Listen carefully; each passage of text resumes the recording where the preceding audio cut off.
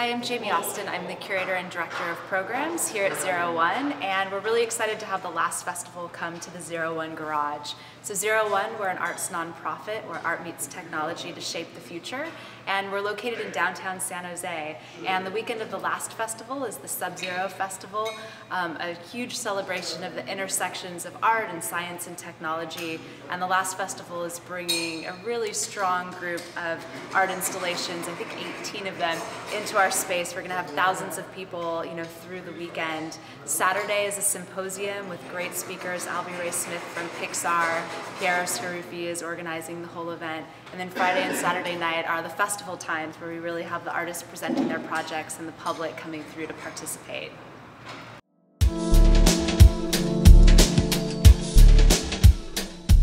Hey, I'm Barney Haynes. This is Sonic Pool, a project that I'm doing with Jennifer Parker. We have been doing a collaboration throughout the years called Sonic Sense, and this is a project we did at Gray Area in San Francisco 3 years ago and thought we would bring it back, show it to the public, because it only got one showing and we really wanted to give it another chance. So right now, in the process of programming it, we have it all installed, but trying a bunch of different things, of course. It's kind of the modus operandi, that's how you say that word, or words. It basically uses these controllers that were designed to help you learn how to play golf, but actually turn out to be really amazing ways to interact, or devices to interact with sound in this case.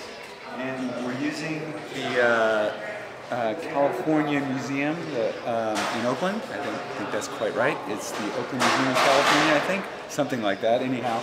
They had an amazing archive of natural sounds recorded through the last 20 or 30 years. And they gave us like 30 gigabytes worth of audio to work with, and so we're using those as samples and manipulating those and kind of munging them and crunching them and playing them in different ways with these game track controllers. So, anything else?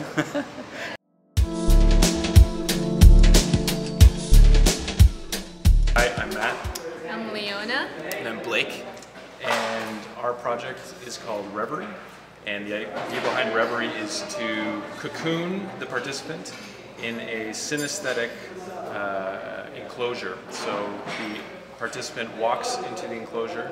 They are surrounded by light, which they can conduct via gestures, which are controlled by a leap motion device.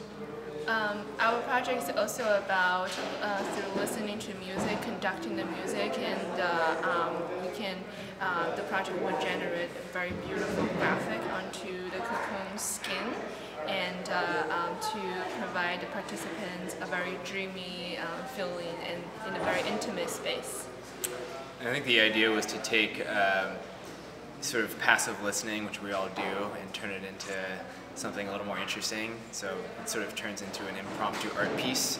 So when you see this thing from afar, when you enter the gallery, all you see are these sort of amorphous shadows and sort of people from the knees down, and you don't quite understand what's happening, and so you're drawn to this piece. And you want to know what's happening inside.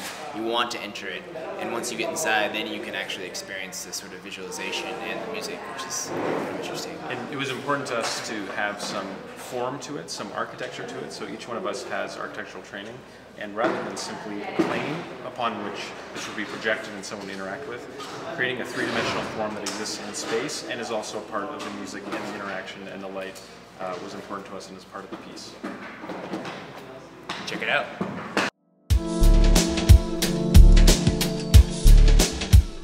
My name is Nathan Ober, and I produced the Transfluent Orchestra, which is a series of mechanical instruments that were created to perform without human interaction. And all of the instruments are from India and Sri Lanka. They're Buddhist instruments like the Tibetan meditation bowl and gongs and harmoniums, and so all these things are automated to play on their own.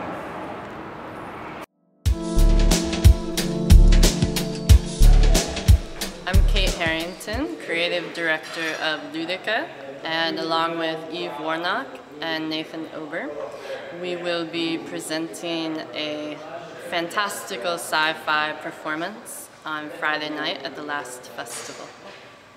The title of the performance is Emergence, which is a sub-project of PIERRE, and Emergence explores our human impacts and what we're doing with the pollution in the oceans, and takes a look at the self-organized species in the aquatic ecosystems and how they're adapting to these dead zones that are created by the human pollution. So in the performance, you will see compelling costume and set design with some very eerie soundscape, and these creatures emerge from the sea to reproduce and dwell among us.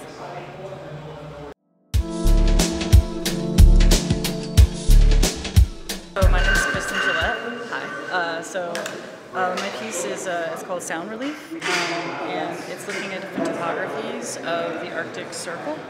And it's a video mosaic that is responsive to sound and also to motion within the video space. So it's working with not only audio input but also feedback from the landscape that's being projected, and it changes as people move through that landscape. And yeah, I'm trying to figure out exactly where to place it right now.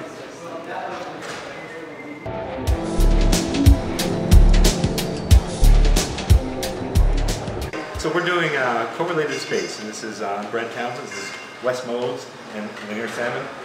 And this installation works on relationships. It tracks people as they move through the space, looking at where they move and how they interact, inferring relationships between the people, and then generating music based on those relations and drawing with a laser on the floor.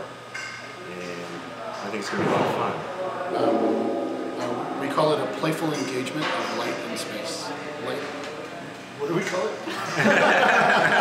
Wait. A playful engagement of a public space. We're getting engaged. Yes. It's a playful engagement of light. No. And sound. Light and sound in public space. That's it. So I didn't bring up my notes. That's the thing to do. My name is Eric Richter, and I live and work in the Bay Area. My piece here is called Chant, and it's a response to my interest in language. I started working with translation for my daily work, and it got caught up in my artwork. And so this particular piece is a way of using language to understand people's spiritual beliefs, and by that I mean not my spiritual beliefs, but what you think my spiritual beliefs are. So what Chant does is it uses statistical machine translation, basically online translators like Bing or Microsoft Translator, and people text message prayer or proverb or something of spiritual importance to them to this phone number, and then the phone number translates it through the Bing translator, and it comes out through this reflecting pool called Chant. And what the reflecting pool does is it plays it back to you in one language after another. It will choose Korean, and then it will switch over to Russian or Greek, Chinese, and every time it translates, it picks up a little of the cultural baggage of that language. So you get an interpretation that's not just a textbook interpretation, but now the way these translators work, they actually pick up the sum of the cultural knowledge embedded in a language, which goes back centuries, so it's a really deeply embedded set of values. So basically it's a reflecting pool for your spiritual ideas. My name is Adam Carlin. I'm co-director of Something Spacious and the producer of the last festival along with Eric Richter. One of the reasons we were interested in getting involved in the last festival, Something Spacious, is because our gallery for a while has been experimenting with ways that artwork can bridge between physical spaces around the world through things like technology. You know, our experiences every day is really expanding. Through clicks of a button, we can travel all around the world, and to see how art can do that, and art can manifest in different spaces around the world through things like technology and through other ways that our artists find. Specifically in the Bay Area, art and technology, or technology in general, is really super influential. It is changing the political, social, economical landscape of where we live and the things that are happening here are influencing the world, but at our doorstep, their implications are really across the board. I think it's very interesting and very appropriate to see how artists who always use the tools of our time use that same technology and that same science and the same mediums to engage the public, to create artwork, to bring people together, and to be critical or celebrate the technology advancements and the science advancements that are happening in our area.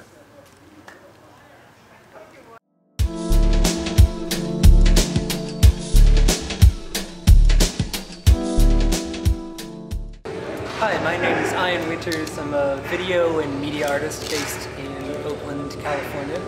There's two pieces that I'm showing here this weekend. One is called Vigil, which is an outgrowth of some research with mobile phone sensors and various networked and telematic performance projects. That what it actually does is look at very, very, very, very small movements. So breath, swaying, things like that. And the title refers to an idea of holding a vigil, or going somewhere and sort of waiting, the sort of classic vigil of waiting for the sun to rise, and standing, holding some sort of presence, whatever that's for. And you're encouraged to put the phone on, which is already monitoring you, and simply stand and hold some kind of meditative state. And what appears on screen is where you are lines drawn between where you are right now and where you were. That's what I'll say about that.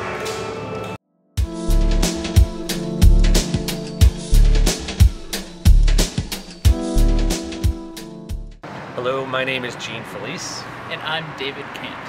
And we're working on a project together called Coactive Systems. We're trying to collaborate in a way, or be coactive with phytoplankton, bioluminescent phytoplankton. And we're kind of sonifying them in a way, right? I mean, we're passing sound waves through them, you're recording them. Sound waves through CO2 bubbles, nonetheless. Yeah, CO2 and oxygen bubbles, because that feeds the process of photosynthesis. And then people have to choose their words wisely, because too many words is too much for the phytoplankton. So we're hoping they sing some songs, they maybe make up some poems for them, confess their sins, whatever they feel like speaking to or saying to with the phytoplankton.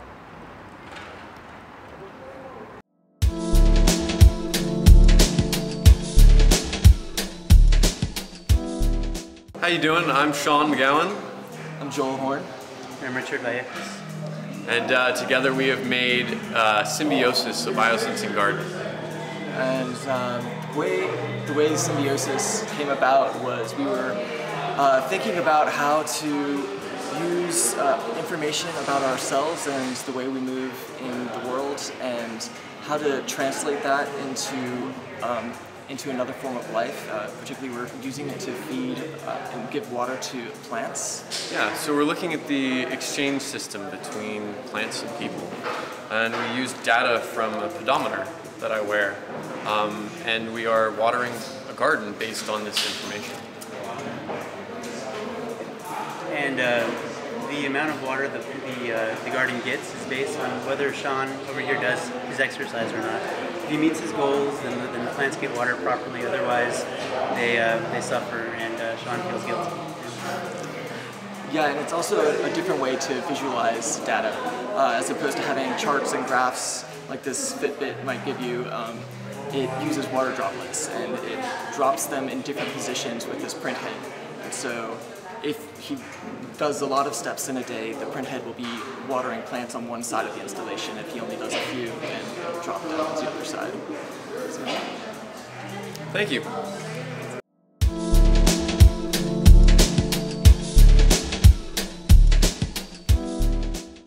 My name is Dave Glowacki, and I'm here at ZERO1 Last Festival, and we're doing an interactive quantum molecular dynamics simulation, which interprets you as an energy field and then embeds your energy field or energy avatar into an atomic simulation where your field can then manipulate the physics of the atoms as they move through the simulated space. So it's a way of helping people visualize the invisible atomic world that surrounds us all the time, that we're all made up of, but which you can never usually see with your naked eyes.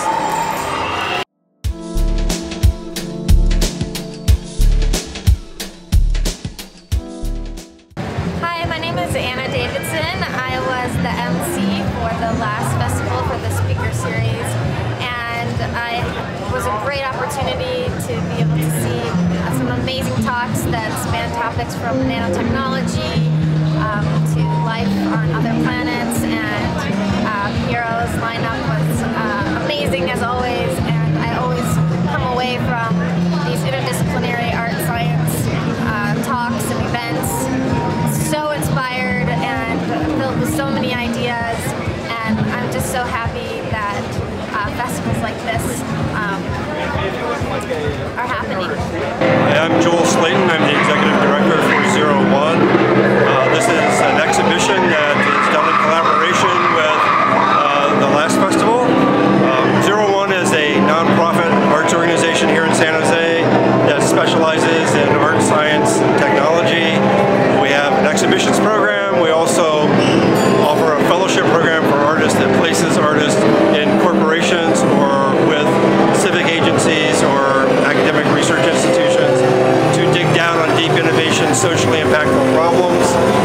We also do a lot of work with companies to help them better understand creative problem-solving strategies on intractable problems that they face.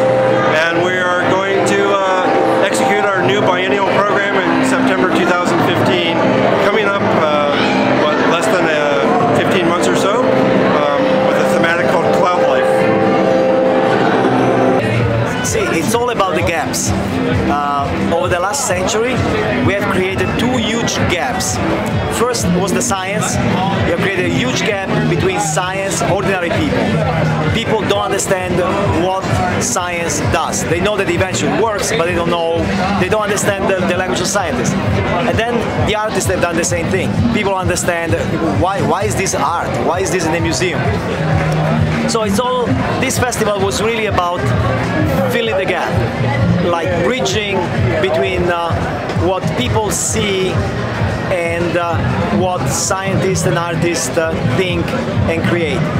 And that's why the emphasis was on interaction. You know, museums say do not touch, and the idea here was you have to touch. If you don't touch, nothing happens, and you have to ask questions. So in fact the talks originally we were thinking, let's just call them Q&A and only do question and answer.